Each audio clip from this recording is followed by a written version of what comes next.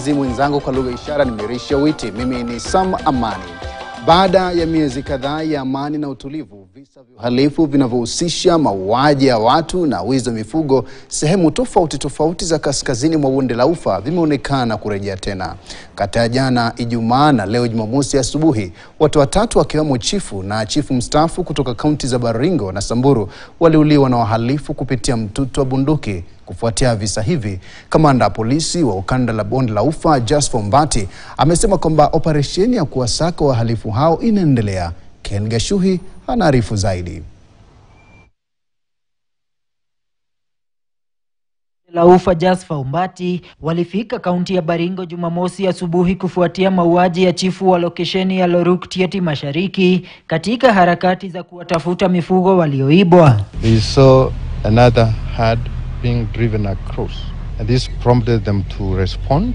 An exchange of fire ensued, and the animals were rounded up, and after they had been off-roaded, the OCS was informed that the chief Loruk had been found fatally injured. Kifo cha chifu huyo kikijiri siku chache baada ya kundi la wahalifu kumuua mwanamume mmoja katika jaribio la wizi wa mifugo eneo hilo. The sub-county criminal investigation officer Tieti East visited the scene. He collected spent cartridges, which are very essential and critical in our investigations, and also recorded several statements from potential witnesses. Katika kaunti ya Samburu, chifu mstaafu wa eneo la Pura aliuawa kwa kupigwa risasi Jumamosi asubuhi na wahalifu waliofika nyumbani kwake kwa kile kinakisiwa mpango wa kumuibia mifugo, ila alikuwa amewahamisha. We are children of the same God.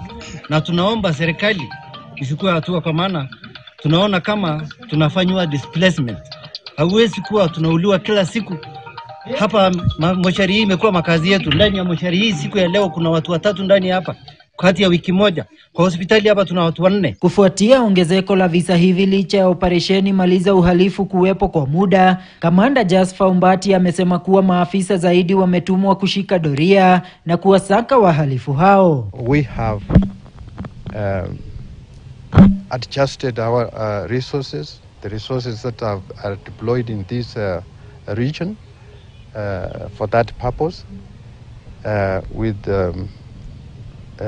the aim of ensuring that the peace that we have enjoyed for the past many months prevail. Kuangamiza uhalifu kaskazini mwa bonde la Ufa ni mojawapo wa ahadi kuu za Rais William Ruto kwa wakazi, ila kufikia sasa hii imesalia kuwa ahadi kama zingine. Ken Gashuhi, KTN.